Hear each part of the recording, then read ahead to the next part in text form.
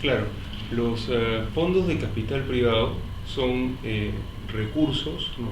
Que se captan o se financian a través de un patrimonio autónomo, eh, sobre la base de la venta de cuotas de participación, y lo que se hace es, con esos fondos que son parte de ese patrimonio autónomo, el patrimonio autónomo, a través de una sociedad administradora de fondos de inversión, ¿no? y de un comité de inversiones, ¿no? decide invertir esos fondos en una serie de empresas. Ahora, ¿en qué tipo de empresas es que se pueden invertir esos fondos?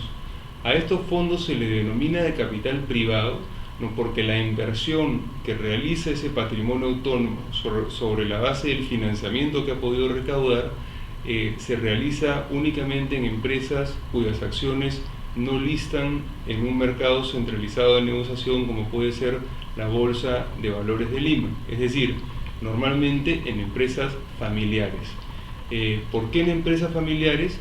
Porque estas son las empresas que normalmente tienen todavía un margen o un espacio para mejorar la gestión y mejorar la administración de esa empresa familiar, ¿no? y hacer que el retorno por la inversión que haya realizado tanto los miembros de la familia como el fondo al momento de invertir pueda ser mucho mayor que el rendimiento por esa inversión en caso el fondo no invirtiese en estas empresas familiares. Y también es importante conocer que los fondos de capital privado normalmente invierten en sectores de la economía que tienen un alto potencial de crecimiento. Normalmente no invierten en sectores de la economía que tienen potenciales de crecimiento, ya sea bajos o medianos.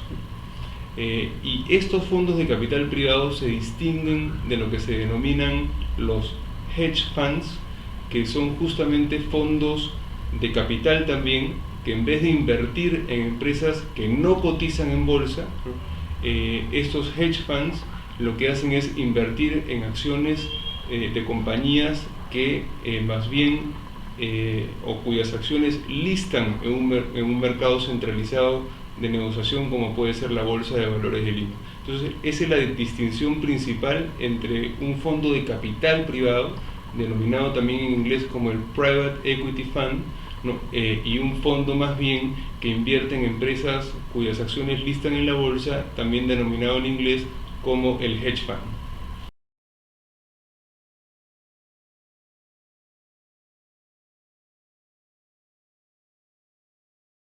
Los fondos de capital privado en el Perú básicamente en la mayoría de los casos realizaron sus primeras inversiones entre el año 2007 y 2008, y los periodos de inversión normalmente son periodos relativamente cortos, entre 1 a 3 años.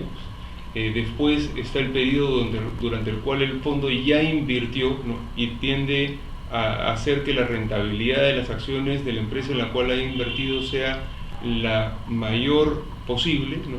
Y después de ese periodo de inversión tiene un periodo de desinversión. El periodo de desinversión básicamente implica un proceso de salida del fondo, y para que el fondo pueda salirse de una inversión en acciones, lo que hace el fondo normalmente es vender las acciones, ¿no? que previamente adquirió en el año 2007-2008, según el ejemplo que estoy planteando. Entonces, si todo este periodo desde que se invierte hasta que se desinvierte dura normalmente entre 7 y 8 años, estamos hablando más o menos que los fondos que invirtieron en el año 2007-2008 estarán desinvirtiendo, ¿no? Aproximadamente a partir del año 2014, que es el año que pasó. Y por eso es que se vio una desinversión importante, por ejemplo, en el caso de Enfoca, ¿no? En la participación que tenía en Maestro, ¿no? Que terminó siendo vendida a Sodimac, ¿no? Del grupo Falabella. Y así como esa venta van a haber otras ventas más. Ahora, ¿cuál es la diferencia entre la venta que hizo Enfoca en Maestro en comparación con otras ventas que van a darse en los próximos en los próximos años, ¿no? Y particularmente algunas de ellas entre este y el próximo año, es que la venta que hizo Enfoca en Maestro fue una venta de una participación mayoritaria de acciones. Y cuando uno vende un paquete mayoritario de acciones, ¿no? La potencialidad de compradores, ¿no? O el abanico de compradores es mucho más extenso que cuando uno vende paquetes minoritarios de acciones. ¿A qué me refiero con paquetes minoritarios de acciones? Pueden ser paquetes de 30% de acciones de una compañía, o del 20%, o inclusive del 10% de acciones en una empresa. Cuando uno quiere salir a vender un paquete minoritario de acciones, dado que ese paquete minoritario de acciones tiene derechos políticos restringidos por el porcentaje que representan, y tienen además derechos, otros derechos políticos distintos al derecho a voto, también restringidos conforme a la Ley General de Sociedades o a la Ley de Mercado de Valores, es mucho más difícil que un tercero, como un estratégico, ¿no?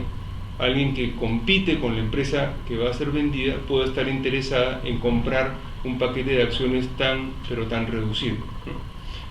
La mayoría de ventas en el Perú exitosas de paquetes de fondos de inversión han sido hechas a favor de inversionistas estratégicos. El mejor ejemplo es el que acabo de comentar. Es el ejemplo de un Falabella, ¿no? Que a través de Sodimac, ¿no?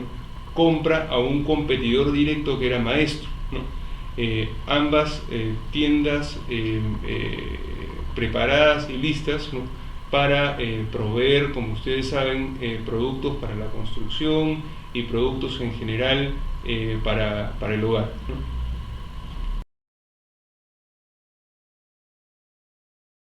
El mecanismo más sencillo es tratar de vender la participación minoritaria de manera directa, ¿no?